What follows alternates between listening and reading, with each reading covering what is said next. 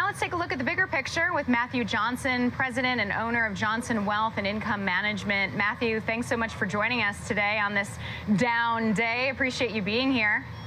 Hey, thank you so much for having me, Caroline. It's good to be back on. It's good to have you. So I was going through your notes and I see a line, vicious cycles of volatility aren't going to end just yet. How does this play out? What's it going to look like?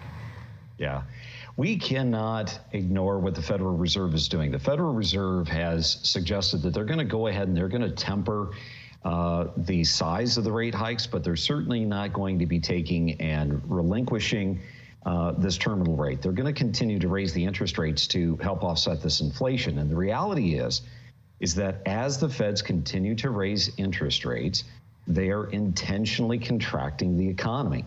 Now, we got to think about what is the residual effect of this. This is going to take into account not only the small business owner, but this is going to be taking into the big business owner, the big corporations. You know, just right after Christmas, I took a few days and went with my sons on a father-son trip, and we went down to Eureka Springs, beautiful place, lots of shopping, and we went into these little stores, and I was able to talk to the different business owners, and I said, you know, how's business been? And they said, you know what, business is slowing down. There's not a lot of disposable income to go around. And this is something that's very much real. This is going to continue to happen. And as the Feds raise these rates, it's going to have an impact on profitability of corporations. That's going to have a spillover effect into stock price. People don't want to be necessarily buying companies that are going to continue to bleed and lose money. So I'm afraid that I see on at least the near horizon more volatility within the stock market. And do you think we'll see lower lows? Because this is something that we've been talking about for quite some time. We've been talking about a recession. We know the Fed has been hiking rates. We know that they're going to continue to do so. At what point does that get priced into the market?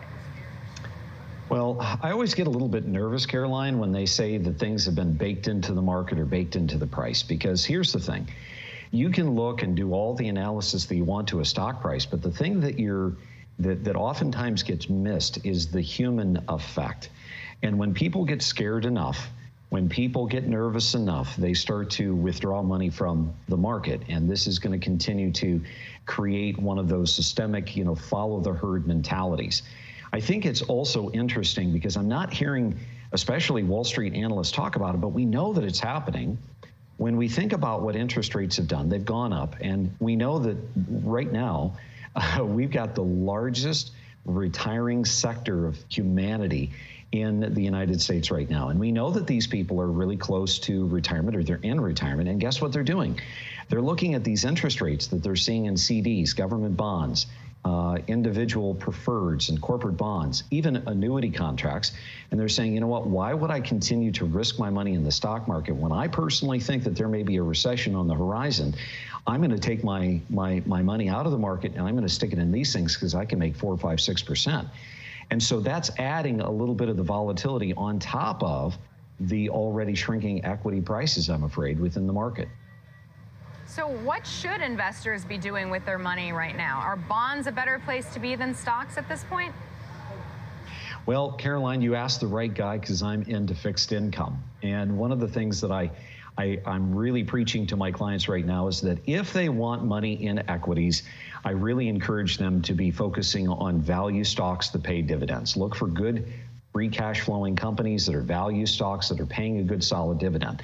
However, with that being said, we cannot ignore the fixed income market. When you look at things like contractual preferred stocks, when you look at contractual individual bonds, and you're seeing yields of 5, 5.5, 6, 6.5, sometimes as high as 7, you get into the business development company area and you're starting to look at yields of 7, 8, 9 plus. This is really hard to ignore because right now we're able to use what the Feds are doing to buy these instruments at a discount, and that puts money in our pocket. That's not just appreciation, that's real cash I get to use to pay my bills and to, if I don't need it, reinvest it for more income down the road. So bonds are back. Would you still say that the 60-40 portfolio is the way to go, or should that 40 be a little bit higher? Well, if you're saying 40% in bonds, I'd say it needs to be reversed. when we're looking at the amount of yield that's coming from fixed income right now, knowing that down the road the Federal Reserve is not going to keep raising interest rates, they will eventually halt them and drop interest rates back down, we want to be able to buy these contractual income producing assets and buy them at a discount right now, because not only can we buy more of them, get more income, we get a higher yield. And then because we know that bonds are contractual, they're setting us up for a future capital gain if we hold them to maturity.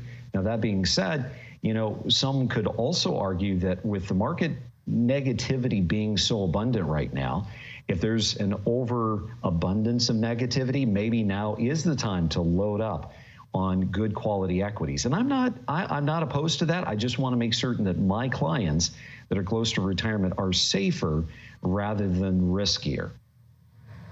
And obviously that's usually the case. As you get close to retirement, you don't want as much risk. You might not get as much reward.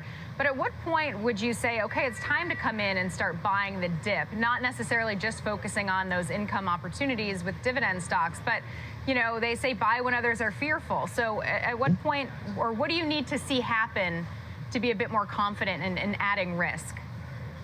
Well, my personal opinion is that we are going to see probably rate hikes through at least the first 5 to 6 months of this year. That's my personal belief.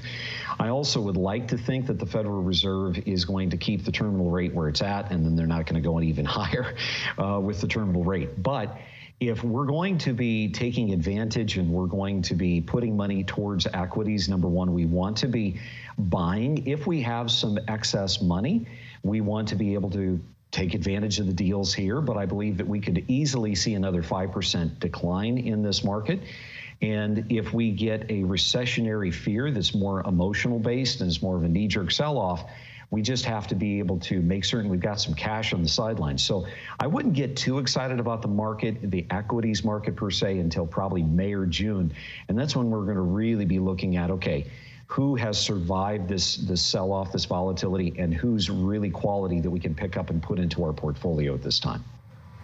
All right, so buckle up and we'll get ready for more volatility. Matthew Johnson, president and owner of Johnson Wealth and Income Management. Thanks so much for your insights.